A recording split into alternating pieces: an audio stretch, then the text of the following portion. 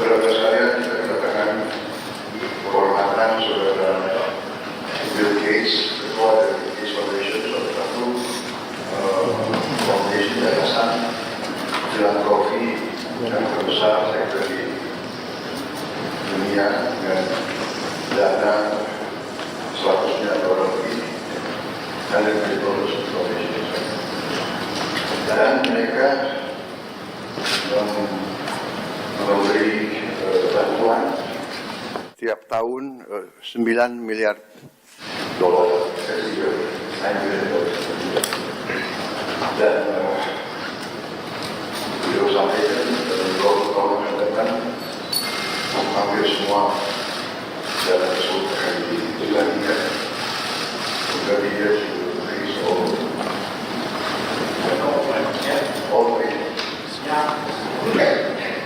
semuanya akan diserahkan. Dan inilah apa ya, pendekatan tokoh-tokoh seperti Bill Gates mungkin lebih Pancasila dari kita. Dan ini sesuatu yang menarik. Nah, tadi saya bicara dengan beliau telah memberi hibah ke Indonesia senilai 159 juta dolar, di kesehatan 119 juta, pertanian 5 juta, teknologi 5 juta, bantuan sosial lainnya, infrastruktur programnya lebih dari 20 juta.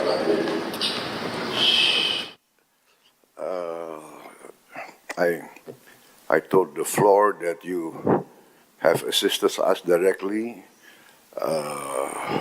in direct donation, more than 159 million US dollars since 2009, mostly into health, terutama hal-hal strategik seperti vaksin polio. Beliau bantuannya 1,3 triliun, dan sekarang kita Bio Farma salah satu produsen 2 miliar dosis vaksin tiap tahun, dan ini untuk dimanfaatkan 42 negara di seluruh dunia, dipakai oleh 902 juta orang. Jadi hal-hal semacam ini, belum lagi vaksin lain, teknologi mRNA, dan teknologi pembuatan vaksin yang luar biasa, terutama beliau sedang kembangkan vaksin TBC untuk dunia, tapi Indonesia akan jadi salah satu tempat yang akan diuji coba. Dan kita harus mengetahui bahwa TBC memakan korban kita cukup besar, yang meninggal hampir 100.000 tiap tahun, dan itu tekad kita untuk menurunkan, dan beliau menunjukkan komitmen beliau untuk terus bantu kita di bidang itu. Juga untuk beliau sedang kembangkan vaksin malaria. So basically I informed them of all your commitments to help us control these very dangerous diseases that are endemic in our country, and the success of the polio vaccine. And we look forward to a breakthrough in the malaria and TBC, which I think will not be too far in the future. Saya kira banyak sekali yang bisa kita bicarakan, tapi untuk mempersingkat, kita buka saja. Maybe we invite you to give us a bit of your ideas, your vision for the future. And tadi saya sudah sampaikan keputusan saya sebagai Presiden Republik Indonesia, karena dukungan beliau, bantuan beliau untuk Indonesia, tapi tidak hanya untuk Indonesia, untuk kepentingan manusia. Saya akan menggelar rapat Dewan Tanda Kehormatan, karena saya ingin atas nama bangsa Indonesia memberi bintang tertinggi kita untuk seorang warga negara asing, karena jasa-jasanya untuk bantu rakyat Indonesia dan rakyat dunia. I just announced that I've decided to convene our council for the national awards and to award Mr. Bill Gates for his contribution to the Indonesian people and the world, humanity, as a mark of his commitment, dedication to humanitarian causes. And we agreed that I will try to do it in September in New York during the United Nations season. So I think this is a lot, not a lot, all of us will be in agreement that you really deserve this for your contribution to the cause of humanity. Thank you very much. I invite you now to... Please. Well, thanks everybody for coming. I'm excited to be here, and I really appreciate the warm welcome the President has given me. It's an exciting week for me. I had a couple days up in Singapore. The foundation is putting a regional office in there that should allow us to collaborate more closely. The Gates Foundation got started in the year 2000, and so actually it'll be on Thursday after I leave here, I go to New York City, and we'll have a big event to celebrate the 25th anniversary of the foundation and talk about what we've achieved and what our focus will be as we spend the rest of our resources. As you've heard, we mostly work in health, and when I saw that my ownership of Microsoft would be very valuable, I had to ask, what could I do that would have high impact? And I learned about disease and childhood death, and that for many problems like malnutrition or malaria or tuberculosis, there was very little money going into that. The private sector wasn't doing it because the people who were suffering were mostly very poor, and the type of research needed would require lots of money and lots of patience. And so we made global health the biggest thing for the Gates Foundation.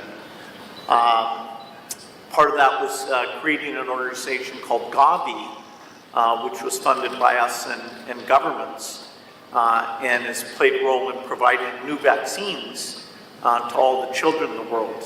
And in fact, Indonesia is a great example of that, because you've adopted new vaccines like rotavirus for diarrhea, pneumococcus for pneumonia. Now HPV is getting rolled out. And Minister Budi is actually on the board of Gavi. He got to know Gavi well during the pandemic, when that was a very positive relationship between Gavi and Indonesia. So we're carrying that forward.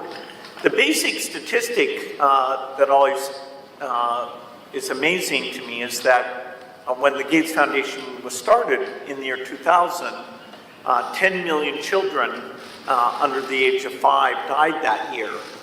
And most of that was because of diarrhea, pneumonia, malaria, or a few things that make children vulnerable in their first 30 days. 90% of the deaths were in one of those 4 categories, and so we committed that we would study those, create new tools, including vaccines, and help get them delivered. And so in fact, the number of children who die under 5 has been cut in half. It's now below 5 million. Now that's 5 million too many. And actually in this region, including in Indonesia, that cut in half is true here as well. So it's been an amazing time period, and there's many new tools coming. We need a tuberculosis vaccine, and in fact the trials for a tuberculosis vaccine have started, including with the strong relationship here in Indonesia. We have 2 of the sites where we're testing that vaccine are here, and that will help us know how well it works, and then that'll be a benefit to the entire world. So we're doing those trials in Africa and India and here. Very excited about that. TB is a great example of a disease that, because the rich countries don't have the disease, it just doesn't get hardly any money for diagnostics or drugs or vaccines. And so that's been one of our big focuses. Lots still to do in health.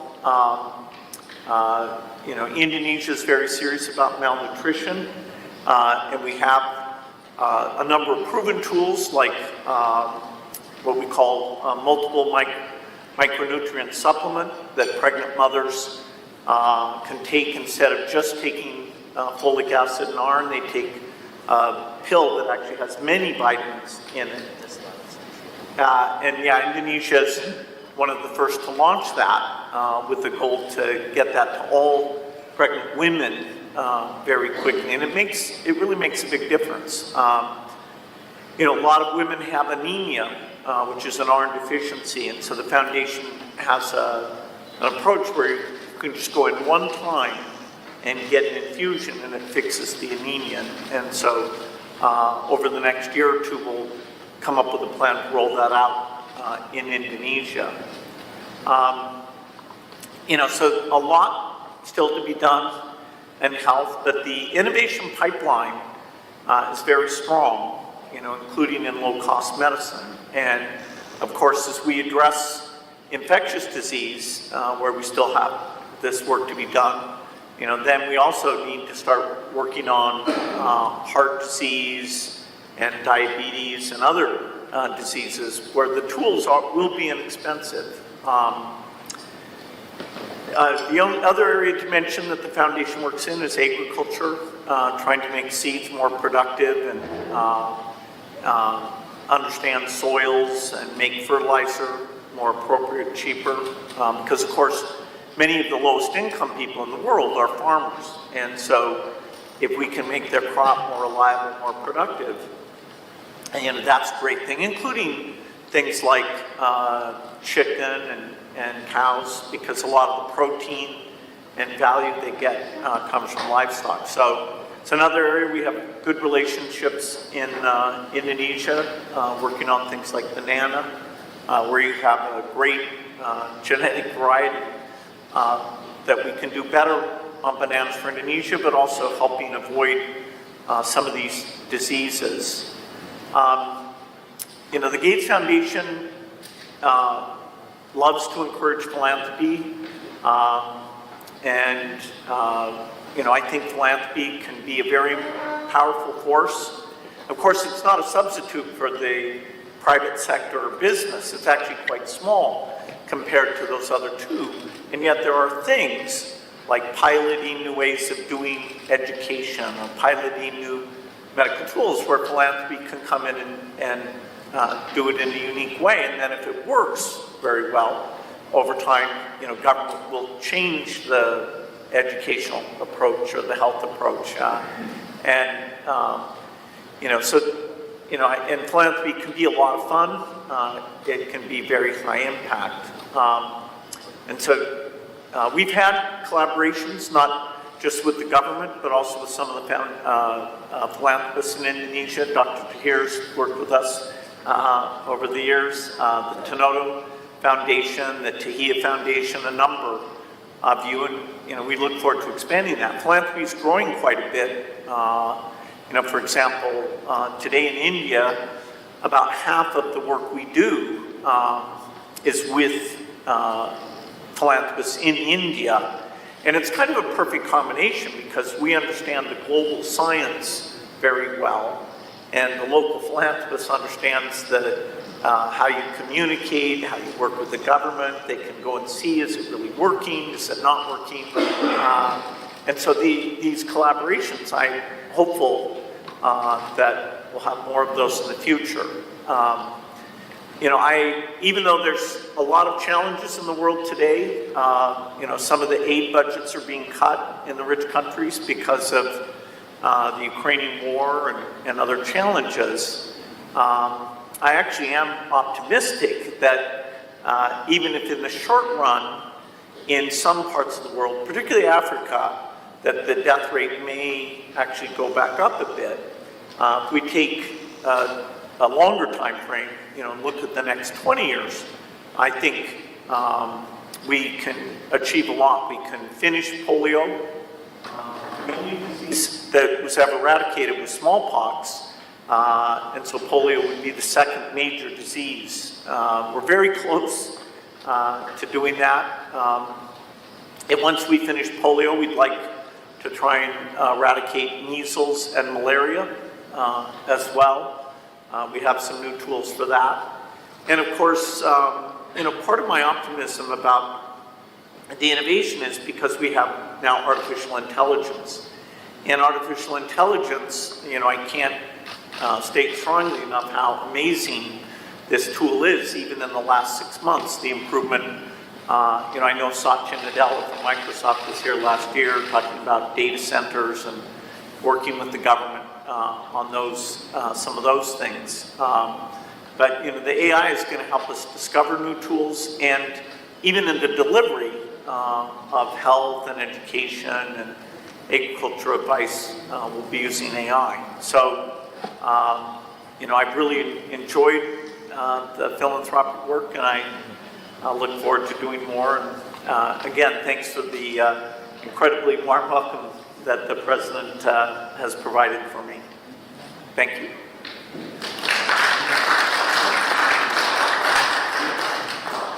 Mungkin ada yang mau menyampaikan pandangan atau pertanyaan, saya persilakan.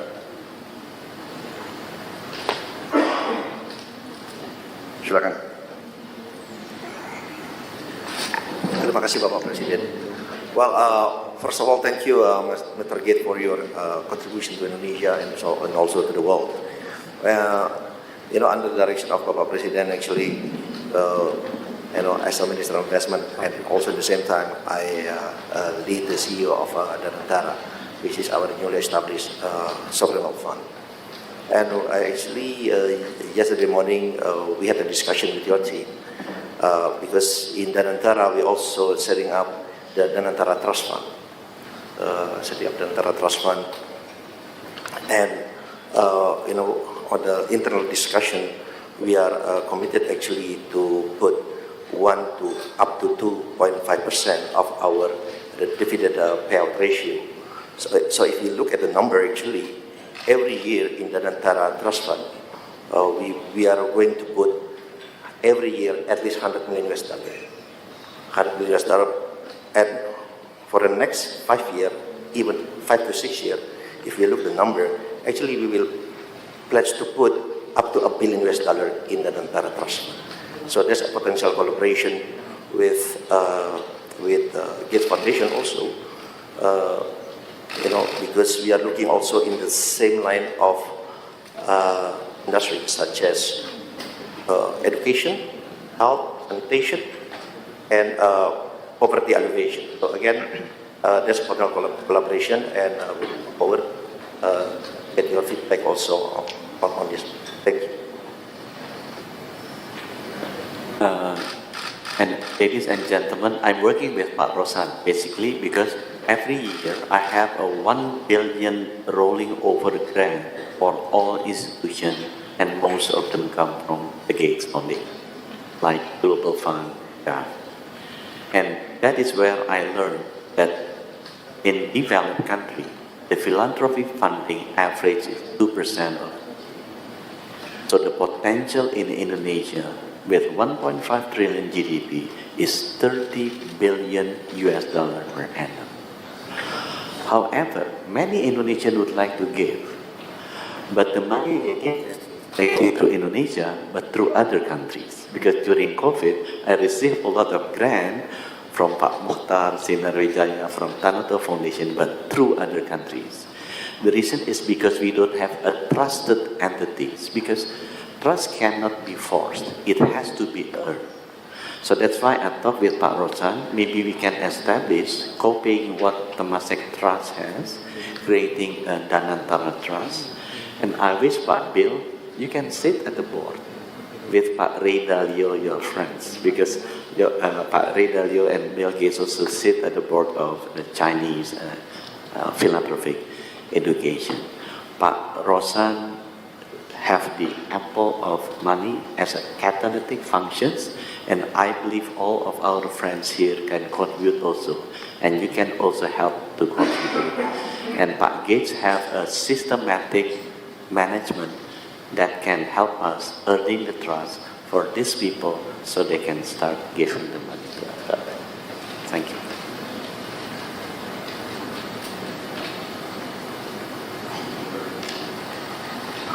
Mr. Gates,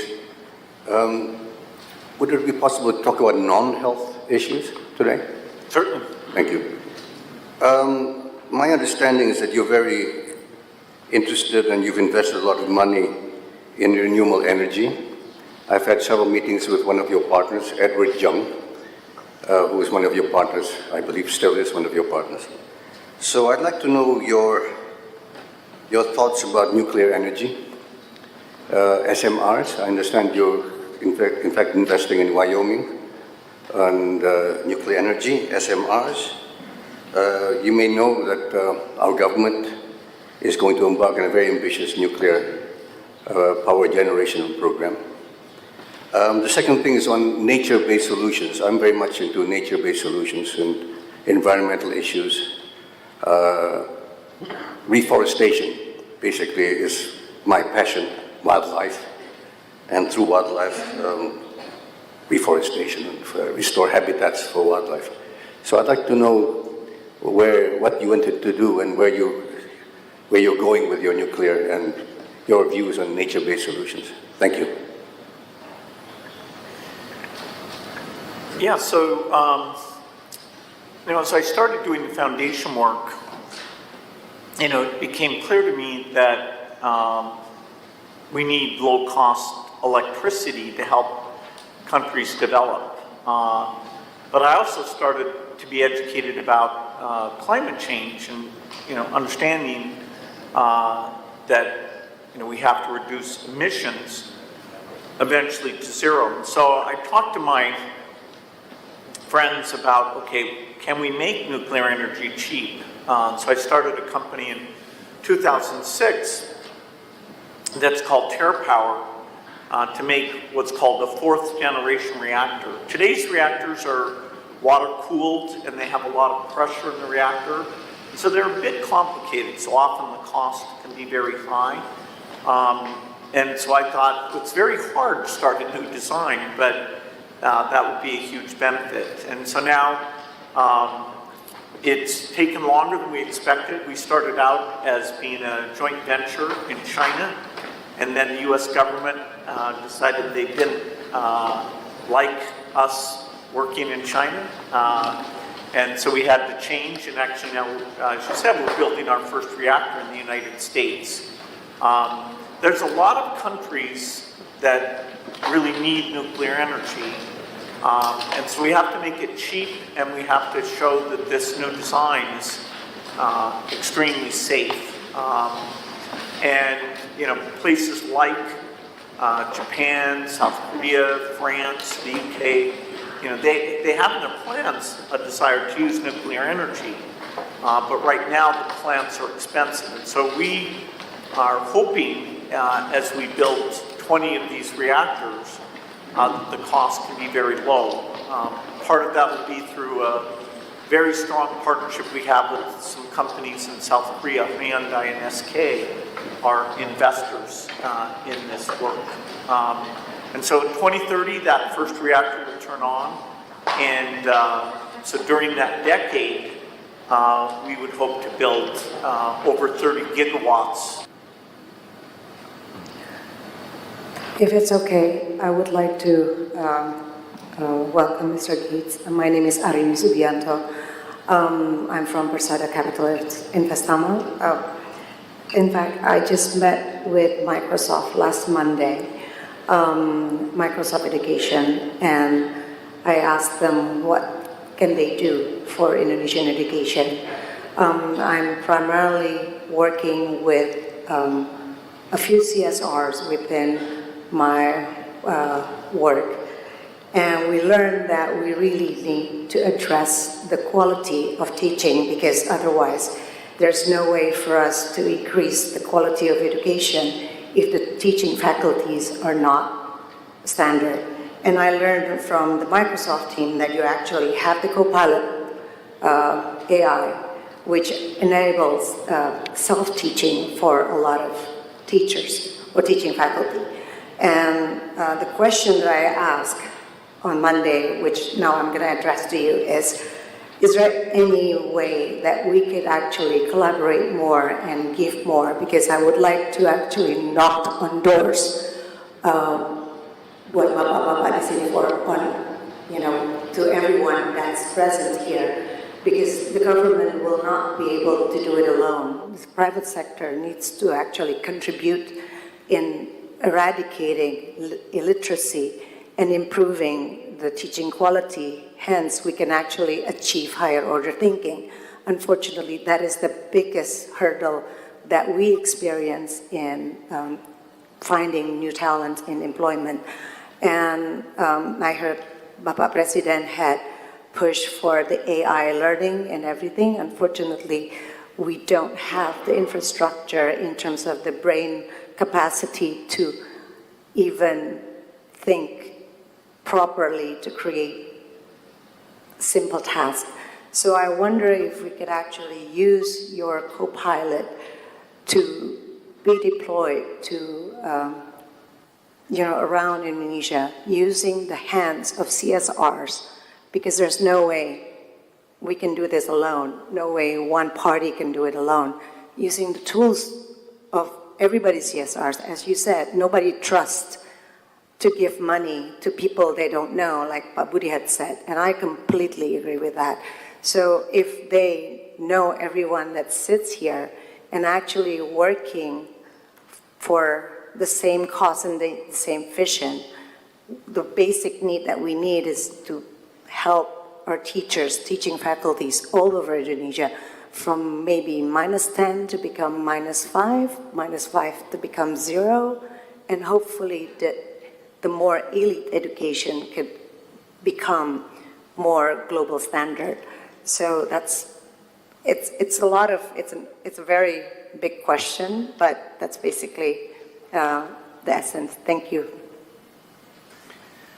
Yeah, so, obviously I think, if you've got two things that help the future of your country, that health and education, would go together. The healthier the kids are, less stunting, malnutrition, the more they can be educated, and then, of course, the more they're educated, then their, economic output allows the government to put more into health, and you get this virtuous cycle. If you look at education statistics in this region, the two exemplars would be Singapore and Vietnam. Singapore is kind of amazing, which is, okay, they're rich and it's partly cultural, but their education outcomes are really amongst the best in the world. Vietnam, for its level of income, is the best in the world. They run, and it's not through the use of technology. I'm a huge believer that, particularly as you get up into high school and college, that having access to these learning tools, these tutoring tools from AI will help. But the key thing that allows a country to be an exemplar is that they train the teachers well and they have very high expectations for the teachers. In some countries, the teachers are so politically strong that asking them to do this, what's called structured pedagogy, sometimes doesn't work well. Our education work is a very small part of the foundation, only about 4%, and most of it's in the US, but we have some partners in India. Ashish Dewan, who's actually a board member of the Gates Foundation. And India's a good story because 5 years ago I would have said to you, India is not very serious about education because the measurements, they weren't paying attention. But really in the last 5 years, they're adopting new practices, including structured pedagogy. They're seeing very good improvement from quite a low level. But they're willing to look at the bad statistics and say, oh no. And they have a lot of interstate competition, whereas one state's doing something well, the other states are like, oh no, we have to catch up. So I think they're, even regionally, there's a lot that can be learned. Then you do want to connect into AI. The Gates Foundation funds a group called Khan Academy that does an AI called Khan Amigo.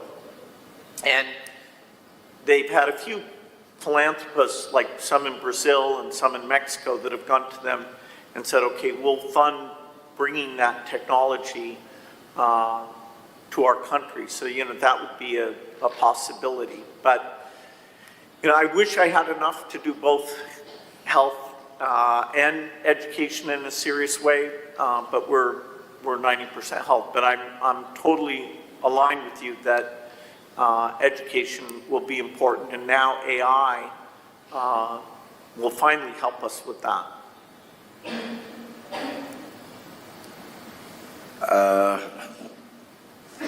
I think because of the time and Mr. Gates' very tight schedule, he has to fly to New York, so I apologize if I cannot give the opportunity to all of you, but at least we have heard the vision of Mr. Bill Gates, and Mr. Bill Gates promised also to sponsor very important events in Bali.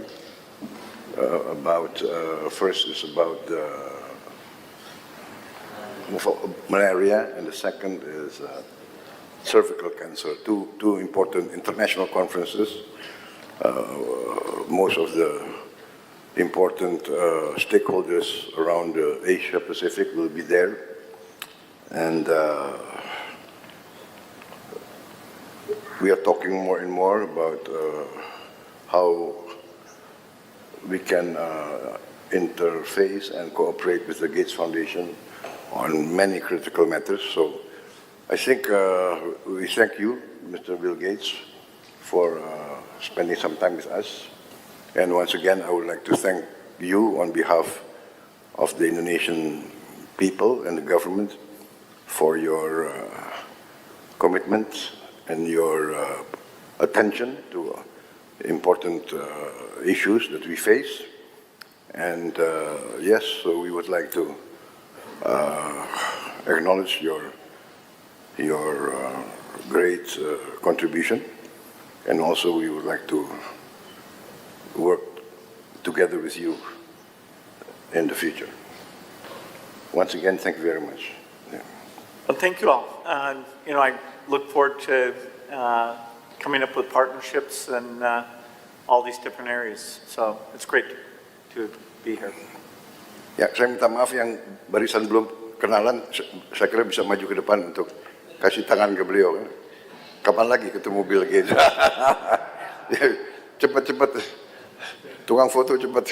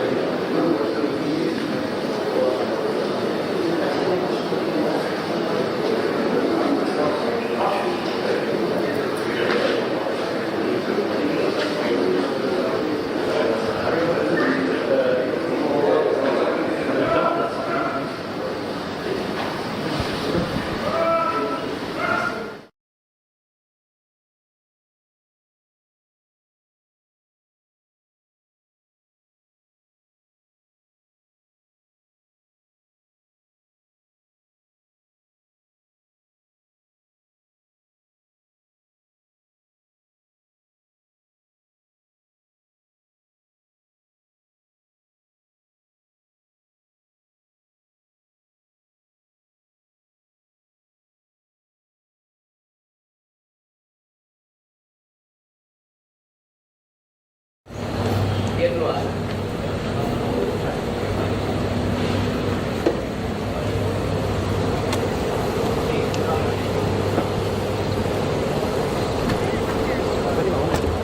Bapak di mau.